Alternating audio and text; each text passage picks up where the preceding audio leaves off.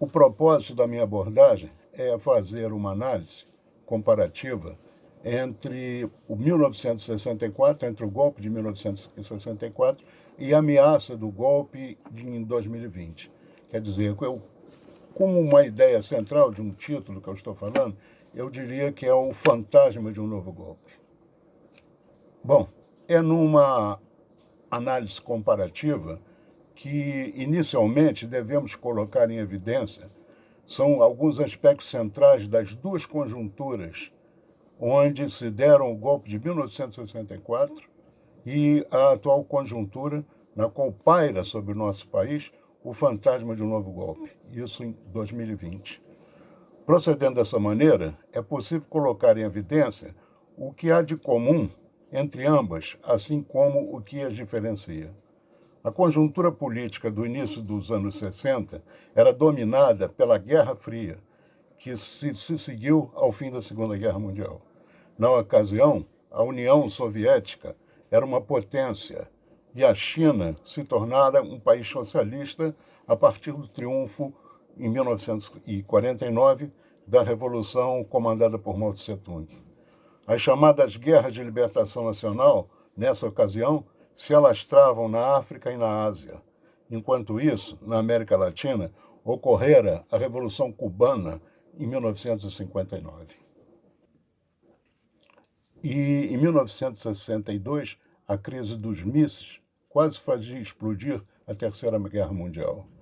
Portanto, foi no limiar dos anos 60, no contexto de um mundo em toda parte sofrendo mudanças estruturais no sentido de colocar os interesses populares e não dos senhores do capital como umbigo do mundo, que o macartismo, que o anticomunismo, regado pelo medo das progressistas mudanças em curso, ganhou uma nova nos Estados Unidos, que em sua política externa apertou mais e mais o garrote na tentativa de sufocar, contendo a ferro e a fogo, as mudanças em curso. Para tal, jogou fora o seu alardeado papel de paladino da democracia no mundo e passou a apoiar ditaduras torpes como as que pipocaram nessa ocasião no Cone Sul. Lembrando que a brasileira foi implantada no fatídico 1º de abril de 1964. A atual conjuntura é inteiramente diversa da existente na década de 60 do século passado, onde ocorrera o golpe no Brasil. A queda do Muro de Berlim, em 1989, seguido pelo fim da União Soviética em 1991, destruiu o chamado socialismo real existente no leste europeu e pôs fim à Guerra Fria. Em contrapartida, a China crescera, criando uma espécie de socialismo de mercado, passando a ocupar o lugar anteriormente ocupado pela União Soviética como centro de competição e oposição aos Estados Unidos. As ditas democracias representativas, após a queda da União Soviética, se espalharam pelo mundo, tornando-se a tônica dominante em todos os continentes, pondo fim aos regimes ditatoriais de esquerda e de direita. Nesse novo contexto, o neoliberalismo passou a dar as cartas com cada vez maior intensidade. O neoliberalismo é um nome sonoro dado ao capitalismo desregrado, cujo projeto é a destruição total do welfare state, do estado de bem-estar social, pelo solopamento dos direitos humanos, dos direitos sociais e a entrega de empresas públicas a interesses privados. É nesse contexto que Bolsonaro é eleito presidente da República pelo voto direto, em eleição realizada em 2018. A eleição da chapa Bolsonaro e Mourão, vale lembrar, atualmente está sendo investigada e correndo sério risco de ser cassada por ter sido eleita através de ludibriar o eleitorado pelo uso absurdamente desmedido de fake news.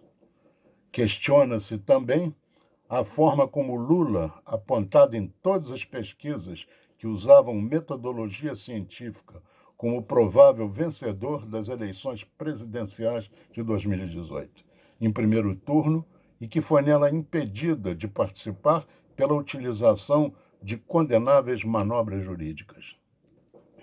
A eleição foi realizada após o impeachment de Dilma e a prisão de Lula, pois para a elite o PT tinha que perder a eleição de qualquer preço, para quem quer que fosse, do jeito que fosse, pois o PT era um entrave às sonhadas reformas neoliberais. Apesar de muitas tentativas, a elite não conseguia alavancar nenhum candidato que pudesse derrotar, mesmo Haddad, que não era um nome forte do PT, mas que foi seu candidato nessa eleição de 2018. Os apoiaram Bolsonaro, que tinha a seguinte ficha: era um ex-militar, político ligado ao Centrão, do baixo clero, abertamente defensor da ditadura militar e de torturar adversários políticos. E o fizeram presidente da República.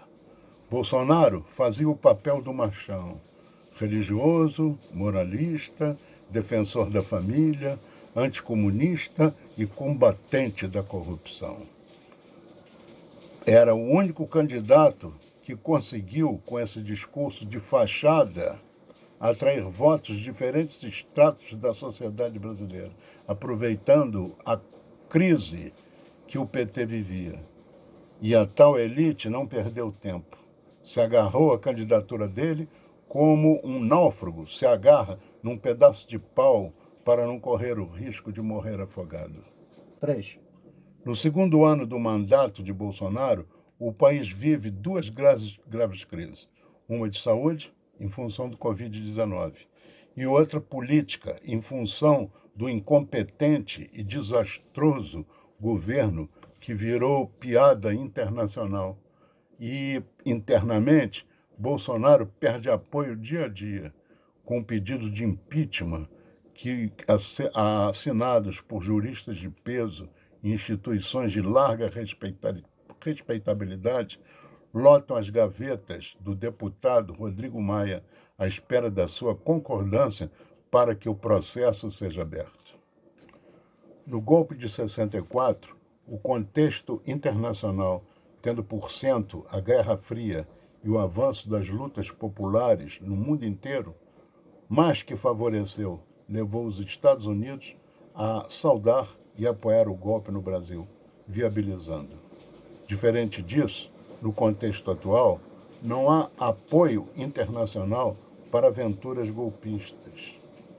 E uma tentativa de golpe no Brasil, ao contrário do que ocorreu em 1964, não tem apoio dos principais órgãos da mídia, a TV Globo e os jornais Globo, o Estadão e a Folha de São Paulo.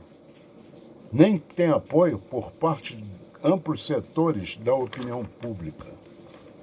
Em suma, Bolsonaro parece estar mais próximo de um impeachment do que de uma triunfante tentativa de golpe de Estado.